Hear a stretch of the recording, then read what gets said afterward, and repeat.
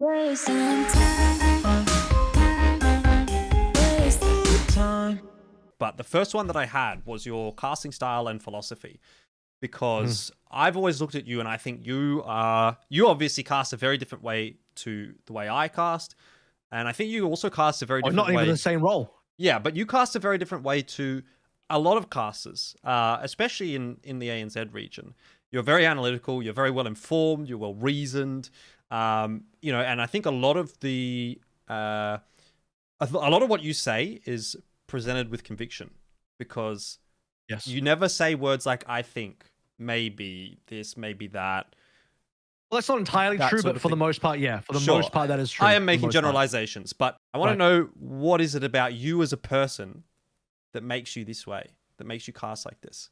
Let's go all the way back to 2007, 2008. Let's just rewind the clock a little bit. I'm a kid. I'm 17. I'm starting to learn about myself, the game. I'm now moving into IGL positions, team captain positions as well. Especially, I think, heading towards I was only like 20 at the time, but I was like, at the age of 20 this was maybe my last year playing TF2 competitively. I was about to say professionally, wasn't a pro. Technically, no one was a pro back then. I consider myself to have figured out the game. I worked out the game. And what that means is I had a level of mastery in terms of pure knowledge. Mechanics, I still had some ways to go, but that's whatever. But on the knowledge side, I don't know that there was anything that could fly past me and go over my head knowledge-wise at that point in time. Anything there was, any possible strategy, anything that anyone could do in the game of TF2, I had it figured out. Basically, I looked at it from a chess perspective, and it's ironic because I don't actually get into chess. I'm not a very good chess player. I probably, if I dedicate a lot of time, I think I have the mindset for it, because I think very far forward. I think many steps forward, and I'm thinking of a position of, if I do this in the game, how does my opponent respond? What are the possible options? And then how do I counter those options? Here, I will do this. My opponents can react in A, B, or C fashion, and I have a specific counter for all three of the different ways they can react. That's how I approach IGL and how I approach in-game comms and structure and strategy in the games. And you understand that, the super high level of that is that now you can also manipulate what your opponents do. This is going somewhere, sorry. But one of my, as any millennial who was born in the early 90s, and even some of the later 90s, one of the popular card games and TV shows at the time was Yu-Gi-Oh! And everyone just kind of got into incidentally. There is and again, stay with me, I'm going somewhere. There is one specific card that I always remember, that I reference back to as a bit of a philosophy in how I think, and it's called Painful Choice. And what essentially this card does is I pick 5 cards, any 5 cards from, it's this banned card by the way because it's too strong. I pick any 5 cards from my deck, I remember and this you pick 1 card that I will keep and 4 cards that I will discard. Now that potentially sounds bad. It's like, well, you only get to keep 1 out of 5 cards. You lose 4 cards, potentially 4 cards you want, because your opponent's never going to pick the best card. If I give you 5 options, you're going to make sure the best out of those 5 options I don't get. I get the worst one, is what you're trying to do if you're my opponent. So the way I play that is, well, I'm just going to pick 5 things that are all really good, 5 things that are equally good. You don't want me to have any of them, but I have to have one of them. Now you pick 1 and I get 1 good thing, I lose 4 good things. The mathematics doesn't sound good. Why would I lose 4 good things to get 1 good thing? And here's where the philosophy comes in. Is at the end of the day, I still have the choice of what I present to you. The problem for you as my opponent is that you still do not want any of those options. I will pick 5 of my best options. I may lose 4, but the fact that I even get 1 out of those 5 is a problem for you, my opponent. It's a problem for you because you don't want me to have any of them. The thing, it's not about what I lose. I might lose 4, but what I gain in 1 is worth that loss because you, as my opponent, do not want me to even have that 1. You don't want me to have it. So how does Painful Choice play into my philosophy for how like IGL strategy works? Is I will basically present a bunch of options through my shot calling and what my team does in game. where you as the opponent, if you're the opposing shot caller, you must respond in certain ways. If I make, I'm not going to get into specific. This is a very philosophical discussion, very theory-based discussion. I'll present to you 3 options, let's say, or even 5. We want to keep the card analogy there. You will choose one of those options in terms of how you will respond. It doesn't matter what you choose. I don't care what you choose. Whatever you've chosen, I have the counter prepared. I know what all your possible answers are, and I know what my answers to your answers are going to be. So I win at the end of the day. Your choice is irrelevant to me. Whatever your choice is, I've already worked it out. I'm already ahead of you by another step. So this is how that philosophy works in terms of thinking ahead. We didn't get to talk about this game a lot, but this applies a lot because we're talking about a little bit of card games here. This applies a lot to what I discovered through Hearthstone. I was a pretty reasonable Hearthstone player, but I didn't grind enough to get Legend. I got rank 3. I think that's the highest I got. Which is not like the Legend rankings. It was just like the whatever. If you played Hearthstone, you know. And I was I would say I was pretty good at Hearthstone in my time. I was good in the tournament aspect. I wouldn't say I was like a good ranked grinder because that's more about quantity of games. But in the individual quality of games and individual matchups, I really knew what I was doing because I knew every single out my opponent had. I knew every single option they had. I knew all of my options, my odds, everything. I knew that game inside and out, backwards and forwards in certain metas. Obviously, I didn't play the entire time. I quit at some stage. And that game taught a lot to me about value. What is value exchange in the gaming sense, right? In a game like Hearthstone or in like TCGs, like card games like that, where you battle, if I trade 1 card for your 1 card, we both use 1 card and they trade it equally, it's an even exchange of value.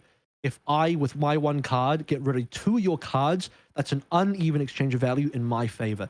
Now you play resource into that as well. If I trade 1 card for your 1 card, but my 1 card is worth less resource-wise than yours, I gain on value, you lose on value.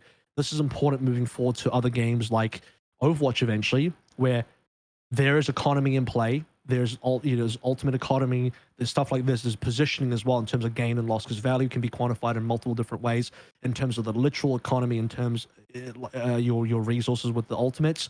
But there's also like advantages and disadvantages in terms of resource with your cooldowns that are not ultimate based, and your positioning on the map, what you're willing to give up, what you're willing to concede and then gain, etc. All that kind of stuff. So the Hearthstone knowledge and the card game knowledge really helped me with that in terms of understanding value exchange and who's coming out ahead in terms of small ways. And then strategically, it's about understanding how you gain, how you push small advantages and stay ahead. Kind of like in a League of Legends game where, okay, you might get first blooded, but you can still win the entire match at the end of the day. But if you're a really good team and you get the first blood, you get the first plate, the first tower, whatever, and you know how to keep your advantage forward, and you never lose that advantage, then you get the Drake and then you snowball into this, you then just win a very clean game. But the cleanest game of League of Legends possible is played when a team basically starts, they gain an advantage somehow and they never lose it because they make all the correct decisions to never lose that advantage. And any sort of trade that happens, you might lose a player, but you still come out positive in the trade because you traded for a different objective somewhere else on the map.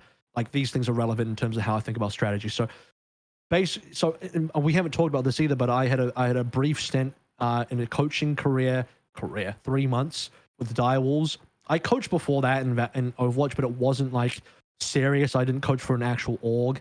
I didn't have a contract or a salary with Direwolves. I actually had a contract, I actually had a salary. And you know, I actually worked day in and day out with my players and was very close to them.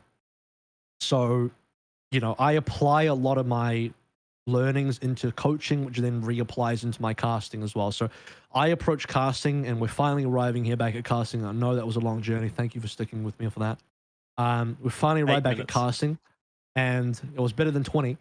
And what it comes down to is the fact that my background comes from more of either an IGL or a coaching perspective. If I am this team, what am I trying to do? If I'm either the shot caller or the coach of this team, what needs to happen? What am I trying to tell my team? What am I trying to figure out? What do I think the other team is doing? What do they need to be doing? What do I need to be doing in response? All of this stuff from my history, my IGL history, my coaching history, all coalesces into my analytical casting style. I'm also an extremely logical person.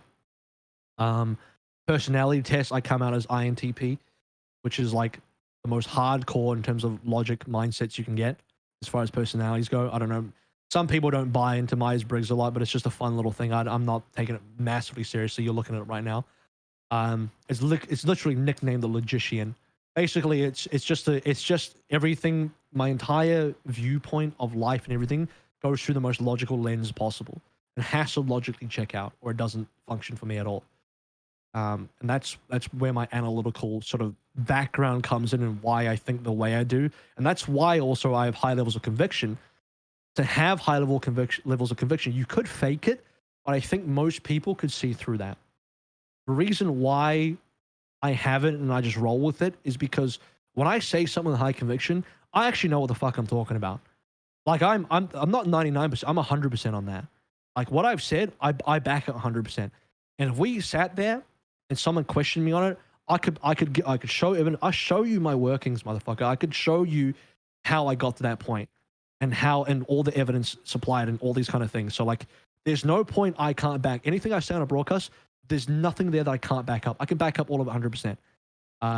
Don't have time to explain too much on a broadcast. You got to roll with it, but you know, yeah, everything and that's the kind of brand I built for myself as well. Is like if you listen to me on a broadcast, I'm legitimately an expert, not faking it. I actually know what I'm talking about, and I can explain everything into very fine detail, into very nitty-gritty detail. If you want me to, I could do that. So yeah, everything is evidence-based, everything is logic-based, and a lot of it's, I think, to be a really good analyst / color caster analyst, it's not about just being able to do hindsight analysis or, well, here's what happened, and let me work backwards to find out how that happened. It's also about working forwards. You need to be able to predict things based on evidence to figure out what's about to happen several steps ahead. That's when you're actually good. So I think that's the difference between a good color caster and a less good one. Wasting time.